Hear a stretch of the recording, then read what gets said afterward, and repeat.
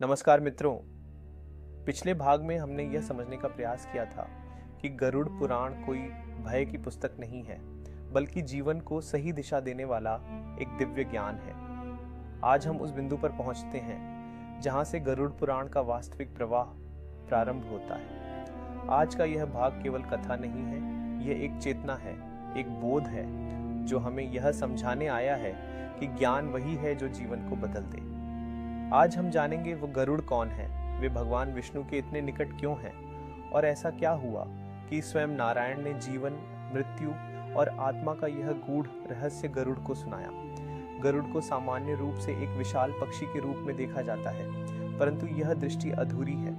गरुड़ केवल एक पक्षी नहीं है, वे चेतना का प्रतीक है। जहाँ सर्प भय और बंधन का प्रतीक है, वहीं गरुड़ निर्भयता और मुक्ति का। गरुड़ का आकाश में उड़ना इस बात का संकेत है कि ज्ञान वही है जो सीमाओं से ऊपर उठे। इसी कारण भगवान विष्णु ने गरुड़ को अपना वाहन बनाया।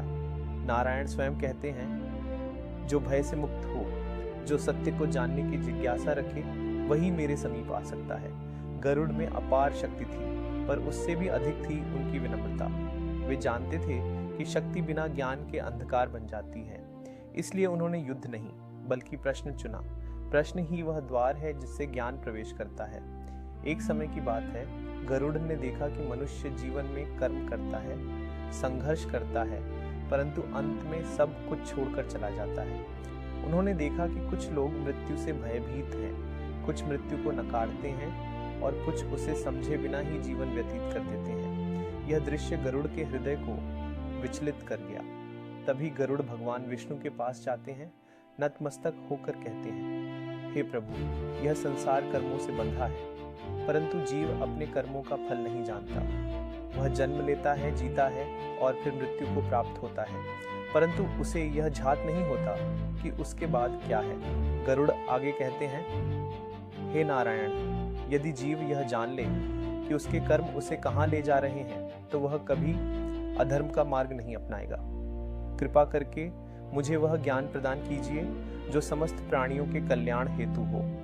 भगवान विष्णु गरुड़ के इन शब्दों को सुनकर मुस्कुराते हैं। यह मुस्कान कृपा की थी, स्वीकृति की थी। विष्णु जानते थे कि यह प्रश्न केवल गरुड़ का नहीं, बल्कि संपूर्ण मानव जाति का है। तभी भगवान विष्णु कहते हैं, गरुड़, तुमने वह प्रश्न पूछा है जो हर युग में पूछा जाना चाहिए।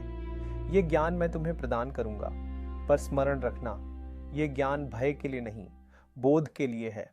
यहीं से गरुड़ पुराण का वास्तविक आरंभ होता है। यह संवाद किसी काल विशेष के लिए नहीं, बल्कि हर उस जीव के लिए है जो सत्य को जानना चाहता है। भगवान विष्णु आगे कहते हैं, हे गरुड़, मनुष्य स्वयं को शरीर मान लेता है, जबकि शरीर तो केवल एक वस्त्र है। जैसे वस्त्र बदल दिए जाते हैं, वैसे ही आत्मा शरीर बदलती है। ये सुनकर गरुड़ और अधिक एकाग्र हो जाते हैं, क्योंकि यह वही सत्य था जिसे मनुष्य भूल चुका था। विष्णु जी आगे कहते हैं, जब तक जीव यह नहीं समझेगा कि वह शरीर नहीं बल्कि आत्मा है, तब तक वह भय में जीता रहेगा।